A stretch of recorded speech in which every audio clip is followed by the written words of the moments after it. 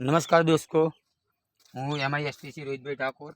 આજે દસકોઈ તાલુકાના લાલપુર ગામની અંદર આપણા એક ખેડૂત મિત્રના મારા કાકા એવા સુરેશભાઈ પટેલ સાહેબ ATC લીડર, જેમને પોતાના ખેતરની અંદર ખાલી અખતરા માટે કપાસની અંદર ભૂવસ્ત્ર વાપર્યું હતું.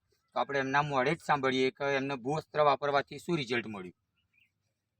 નમસ્કાર મિત્રો, મારા કપાસમાં અત્યાર સુધીમાં કોઈ કેમિકલવાળી વસ્તુ નાખેલ નથી. એમાં તમે ફૂટ જુઓ કે એનો ગ્રો જુઓ. મેં ખાલી હજુ તો ભૂવસ્ત્ર જ વાપરેલ છે, બરાબર. તો પણ આટલો કપાસ સારો છે કોઈ ખાતર નાખ્યા વગર. તો તમે આગળની માહિતી રોહિતભાઈ જોડે લઈ શકો છો. તો મિત્રો, ખેડૂત મિત્રોને એવું કહેવું છે કે આ તમે જોઈ શકો છો તો એક પણ ટકો કેમિકલ ખેતરની અંદર વાપર્યા વગર આજે સારામાં સારો કપાસનો ગ્રોથ તમને દેખાઈ રહ્યો.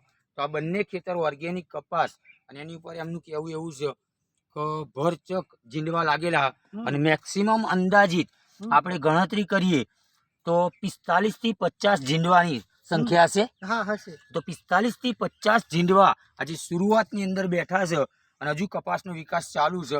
અને આવતીકાલે સવારથી એવા ગ્રોમેજિક, MI વીર અને સ્પ્રે ત્રણેય છંટકાવ કરશે.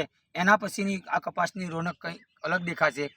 તો દરેક ખેડૂત મિત્રોએ પેસ્ટિસાઇડમાંથી બહાર નીકળી અને ઓર્ગેનિક ખેતી તરફ વળે અને ઉત્પાદન પણ સારું લે અને સારામાં સારા રિઝલ્ટ લે. Wish you all the best. જય હિન્દ, જય લાઈફસ્ટાઈલ. આવું ઓકે પેલા